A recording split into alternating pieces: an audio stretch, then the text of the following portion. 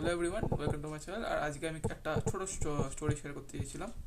তো কালকে আমার একটা স্টুডেন্টের সাথে কথা হচ্ছিলো যে আমার আন্ডারে গাইডেন্স আছে, বং স্টাডি হবে।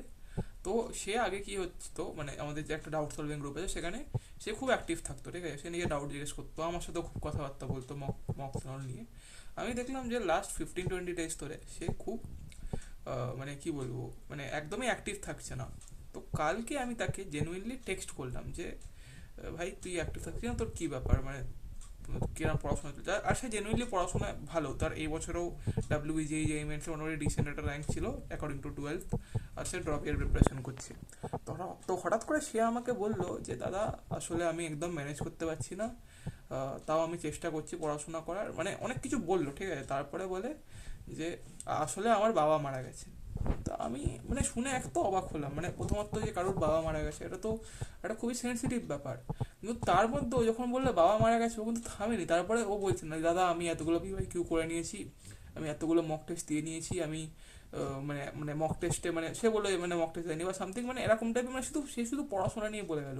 সে কিন্তু একবারও সিম্পাথারাইজ করলো না যে তার বাবা মারা গেছে, সে সেটাকে নিয়ে মানে মানে একটা মানে এমপ্যাথি নিতে চাইবে কারোর থেকে, মানে এরম কিন্তু সে চেষ্টা করলো না।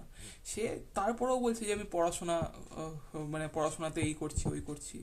তো মানে এটা আমার প্রথম কথা তো, মানে এতটা ডেডিকেটেড একটা ছেলে, মানে আজকে হয়তো তার বাবা নেই, আঙ্কেল নেই, কিন্তু আঙ্কেল যেখানেই আসেন সে যদি আজকে নিজের ছেলেকে দেখে যে না আমার ছেলে আজকে এই বয়সেই আজকে এতটা ডেডিকেটেড হয়ে গেছে, তো সে মানে মানে ওনার কতটা ভালো লাগবে, তাই না? তো আমি মানে আমার এই শর্টসটা বানানোর একটাই উদ্দেশ্য যে আজকে যারা আমার শর্টসটা দেখছো তাদের মধ্যে হয়তো ম্যাক্সিমামই ঠিকভাবে পড়াশোনা করছো না। তাদের মনে হচ্ছে দাদা আমার তো মোটিভেশন নেই। তো আজকে একটা কথা ভাবো, আজকে যেই ছেলেটার কদিন আগে বাবা মারা গেছে, সে যদি এখন এই সবের মধ্যেও সে কটা PYQ করেছে, সে কটা মক টেস্ট দিয়েছে এই নিয়ে মানে ভাবতে পারে, তাহলে তোমাদের এক্সকিউজটা কি?